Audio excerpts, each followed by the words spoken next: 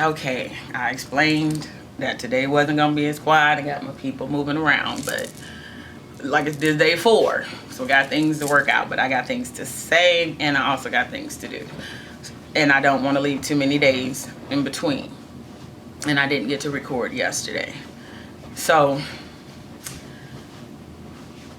But when that lady stood up and she was giving her testimony, and it was heartbreaking and it was sad, and baby girl, you play too much. What? Walking over here. Sorry. And it was sad, really sad. And the old me before, abuse, before bad relationships, before grown and on my own, living life by my own understanding and no understanding of God, I would have cried because that broke my heart, But I sat there, and my automatic response was, so what? People go through stuff, and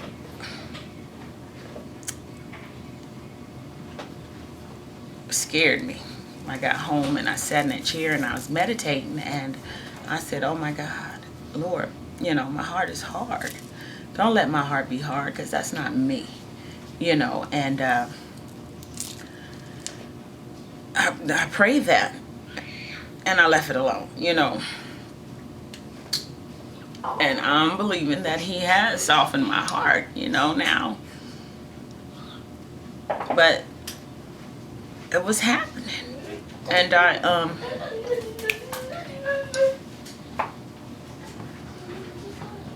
peanut but the devil's a lie, chaos, confusion, distraction. That's trying to throw me off, trying to throw you off, because you're looking for perfection and professionalism, some of us, but I'm just trying to keep it real. And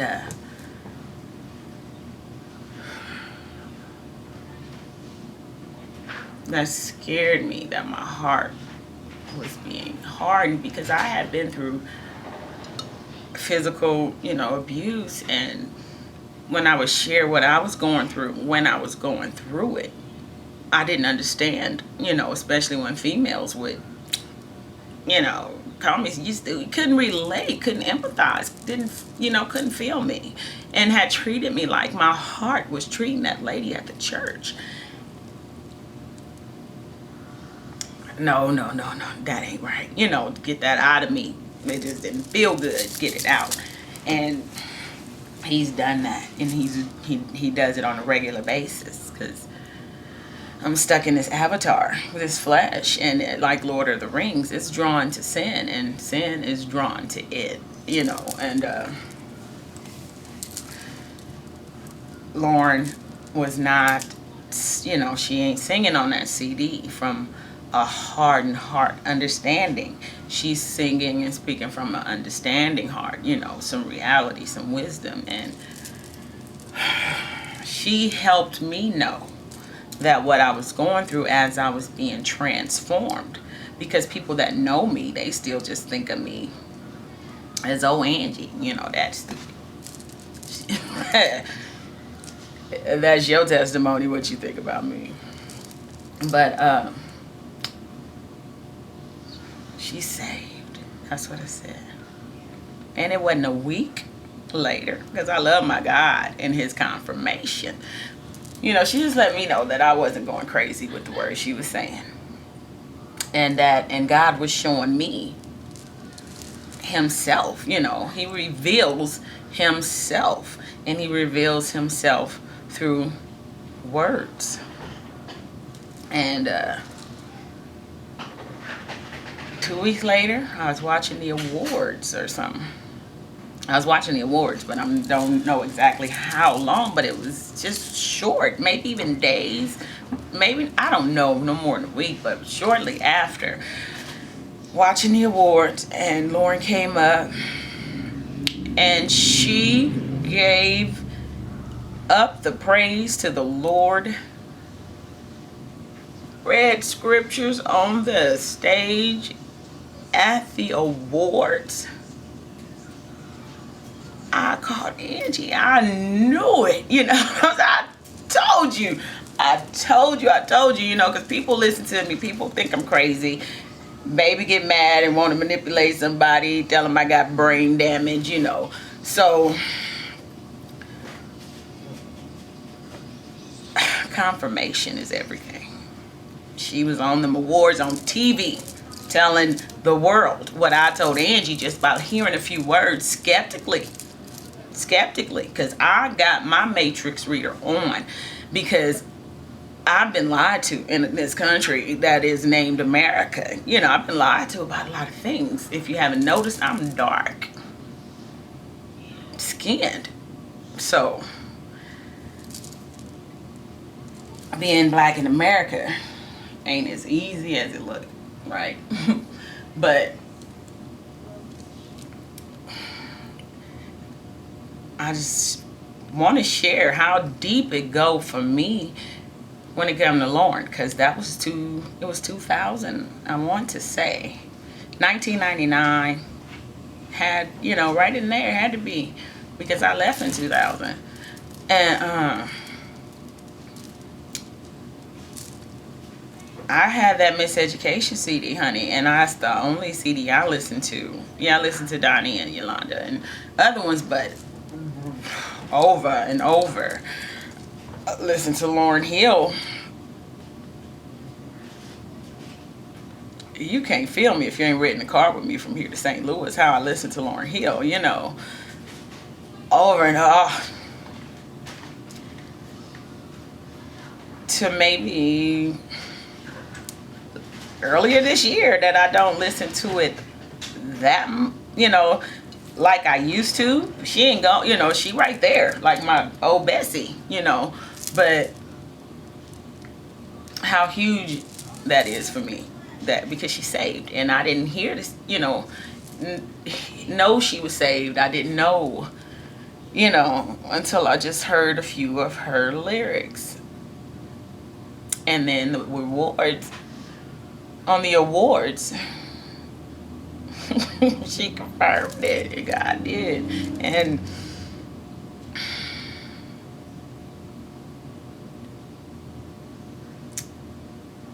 that's my heart. And people see her sitting on stage, and she got her guitar on the Unplugged video. She don't have all the lights, camera, action. She's in her element, like me. I'm in the mirror. I'm a hairdresser. The gift of hairstyling and all that is a gift from God, so I can't speak for other hairdressers, but in my imagination, they probably do too. But we like to sit in the mirror. We play. Hair is our thing. You know what I'm saying? So we study it like, it's a science. So I'm checking it out. So that's where I'm in this is me in my mirror in my house. This is Angie. This is for real. I want to know what that's going to look like when I make this move. And, that's what I'm doing, giving away our little secrets. But, hey, and that's what Lauryn Hill was doing on that stage with her guitar, and that's what she's telling you. I was looking for her a couple of years back, because I didn't know. I don't keep up with the gossip and stuff. So I didn't know. I got it from her when she said that they was saying she was unstable. And she said, I am. You not? She said, honey, call me crazy. She said, yeah, I'm crazy. That's my story. And I'm sticking to it. You roll with that. Because when you think I'm crazy, you leave me alone. You give me some space. You give me some room to just be me. And if I do what I'm supposed to do, God knows how to speak to the hearts of men, she says. And then you'll be able, you'll feel comfortable enough to do what he told you to do. Oh my God, for me, and me knowing, or, the transforming power of God, she done just spoke some truth.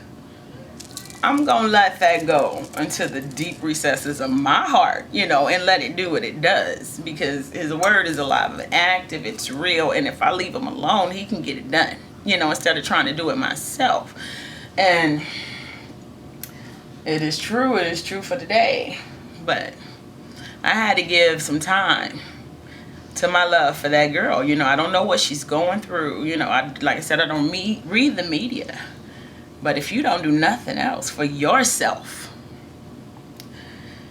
check out the seeds that she's planted, honey, and your life will turn around. The circumstances you living in and going through, you'll get some understanding, some better understanding. Because when you go through stuff and you get shame, that's the first thing somebody will tell you. The first thing our brothers and sisters, and our brothers and sisters, the first thing they'll say is, you ought to be ashamed of yourself. Why ought I be ashamed? God ain't gave me no spirit of shame. You know what I'm saying? We need to learn to separate inside me, myself, from the shameful things that I did. I'm not going to lie and say, no, I didn't do those things. I'm not going to lie and say, no, those things aren't shameful, but I'm not going to put on that cloak of shame, because that came out the devil's closet. Get that off of me. And, that's what the words did for me. You be delivered. You going through stuff, listen to Lauren, because I get in that car and I tell you, I could be quiet and not say a word for hours and listening to her, and I feel like I've been in conversation because she's speaking my language, and could it be by our CDNC?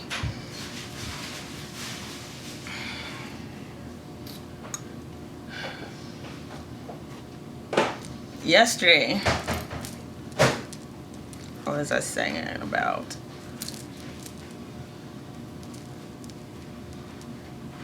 I know I've talked about that paper in Firestone and me not getting my check. That was when my sister led me to Christ. Well, I didn't share that. I had mentioned it to Lori. I had called the job and gotten it straightened out, but there was a knock at my door. And I don't know how many days before or after, or, exactly how it fell in place. When me being, accepting Christ, but there was a knock at my door.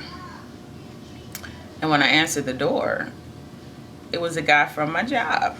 And he had an envelope. And he said, we heard, what happened to you at work about your check and stuff. And we took up a collection at the window.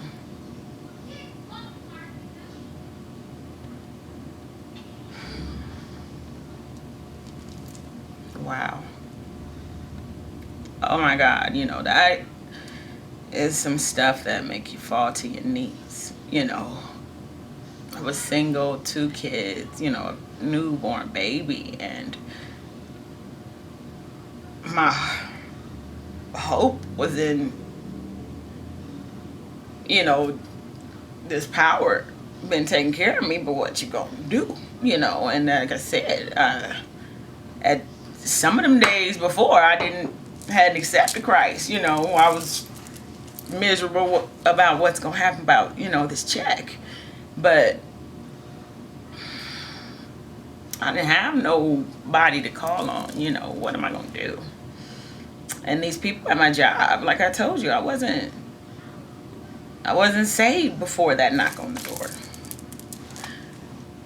So I didn't talk to them a lot. I didn't make eye contact with them a lot,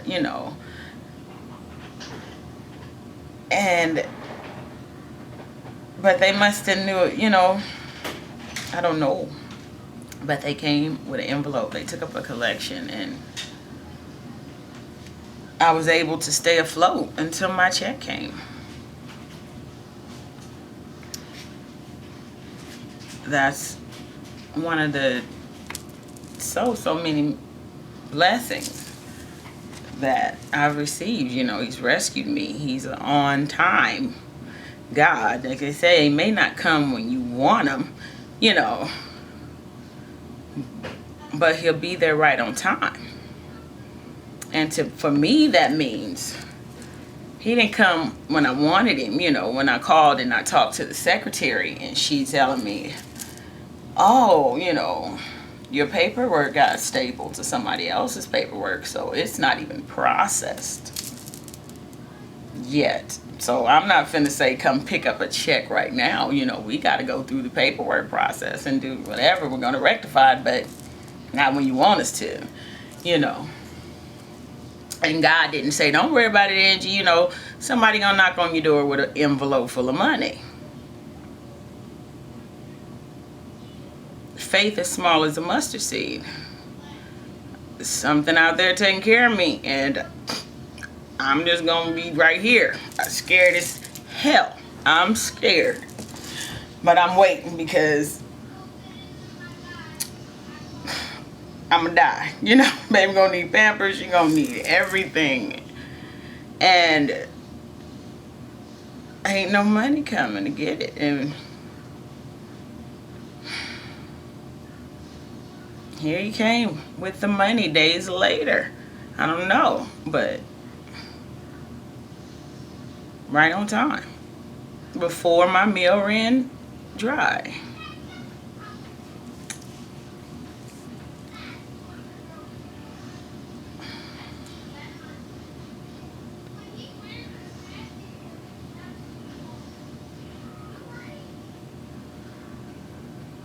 But when those words, started coming out of my mouth, and when they would apply themselves in everyday conversations, it's interesting. So I fed my curiosity by reading more of the scriptures and talking to people, and the words just come out of my mouth. And so now I'm a habit. I read that book from front to back when I get to the back, I start at the front, not to get set time frame, but that's what I just do all these since then. So for at least 15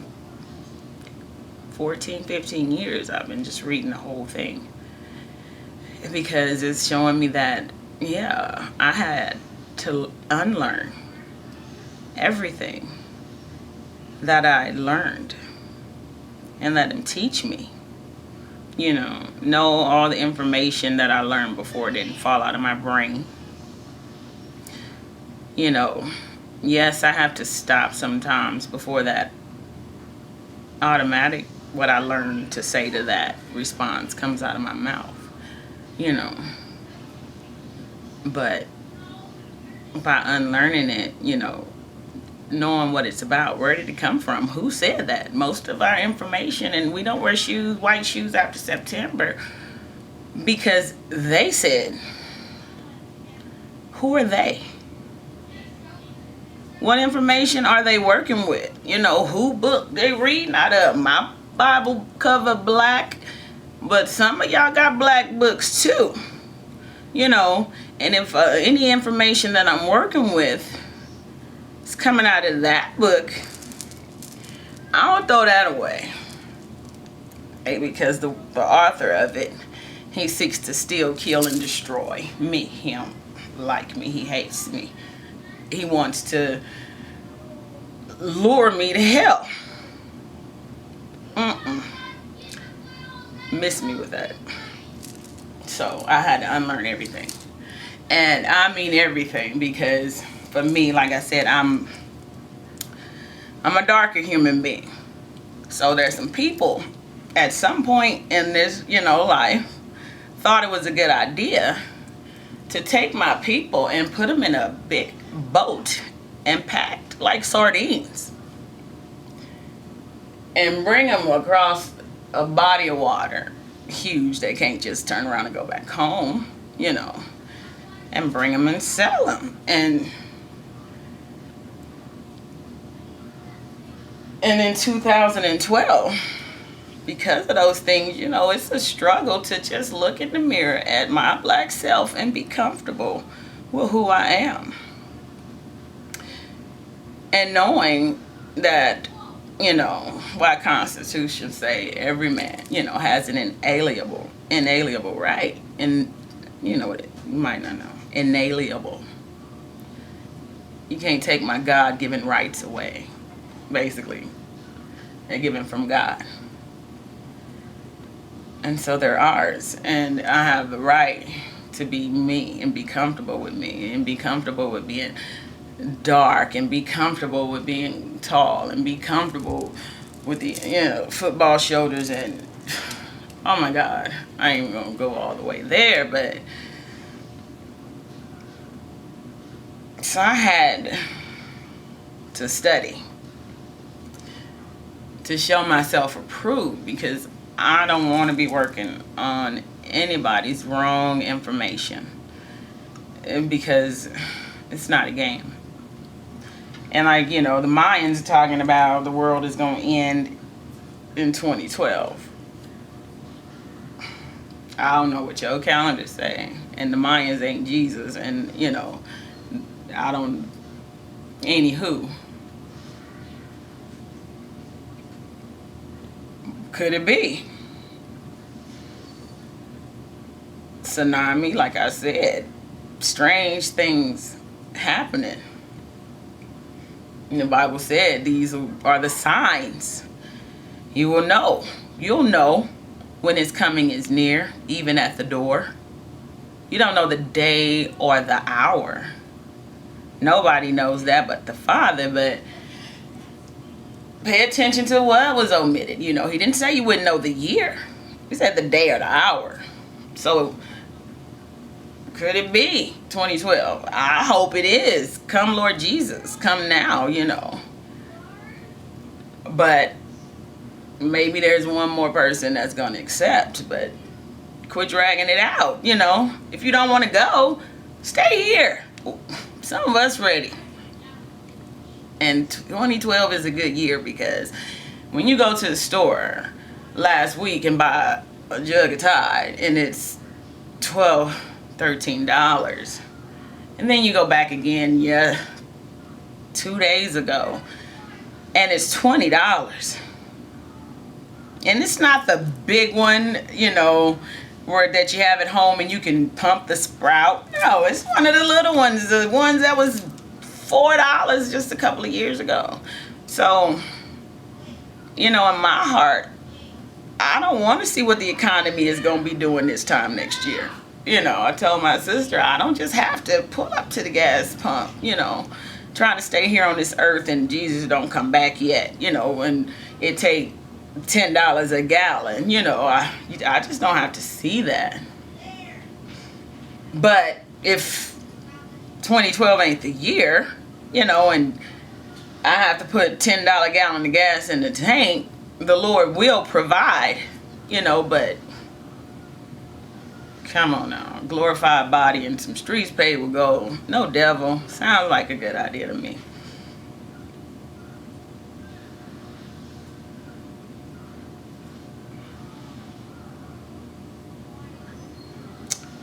Well, like I said, I have a lot of things to do today. I gotta go.